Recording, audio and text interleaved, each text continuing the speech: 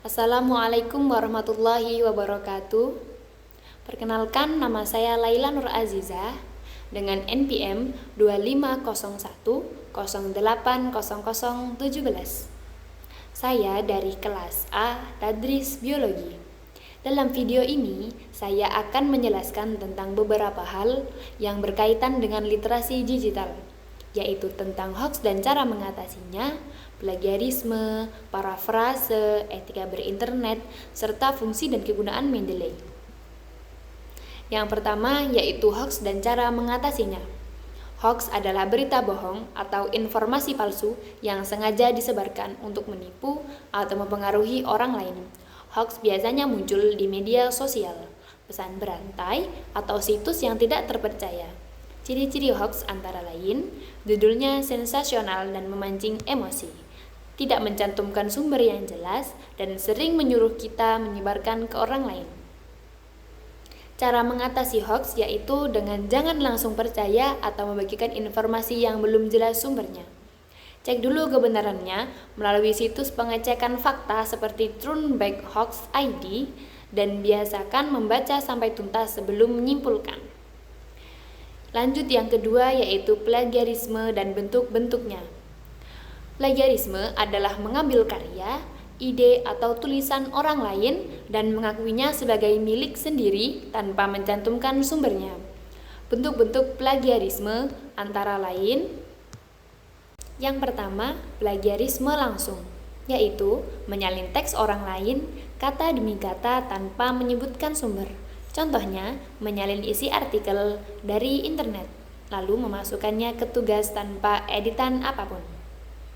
Kedua, plagiarisme parsial, yaitu mengambil sebagian isi karya orang lain lalu digabung dengan tulisan sendiri, tanpa menyebutkan sumber.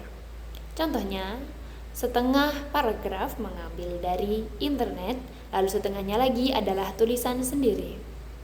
Ketiga, plagiarisme parafrase, yaitu mengubah susunan kata, tapi maknanya tetap sama dan tidak mencantumkan sumber.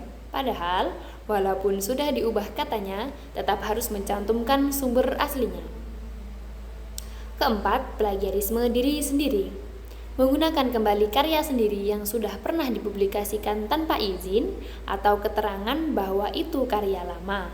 Misalnya, pakai makalah lama buat tugas baru. Yang kelima, yaitu plagiarisme ide, mengambil ide, gagasan, atau konsep orang lain tanpa memberikan kredit. Meskipun kata-katanya beda, kalau ide dasarnya sama dan tidak disitasi, tetap termasuk plagiarisme. Keenam, plagiarisme sumber, mengutip sumber dari karya orang lain tetapi tidak memeriksa sumber aslinya, bahkan kadang sumber penulisannya itu palsu.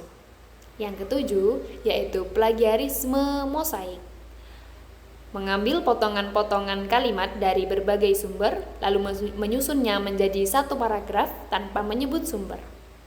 Jadi, terlihat seperti tulisan sendiri padahal hasil tempelan. Kedelapan, plagiarisme tidak sengaja, terjadi karena lupa mencantumkan sumber atau tidak tahu aturan sitasi. Walaupun tidak disengaja, tetap dianggap pelanggaran akademik. Lanjut, yang keempat yaitu parafrase.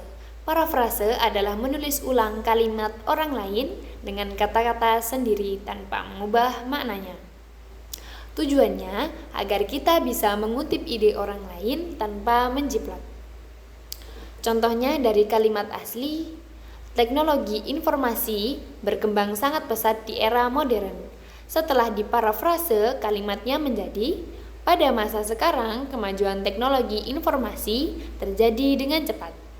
Parafrase bisa dilakukan dengan cara mengganti kata, mengubah struktur kalimat, atau meringkas makna tanpa menghilangkan isi utamanya. Yang keempat yaitu etika berinternet.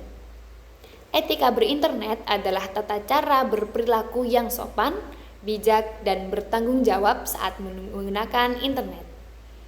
Beberapa etika penting di dunia digital yaitu gunakan bahasa yang sopan saat berkomentar, jangan menyebarkan data pribadi orang lain, hargai karya dan pendapat orang lain, Gunakan media sosial untuk hal-hal positif dan jangan menyebar kebencian, hoax, atau ujaran negatif.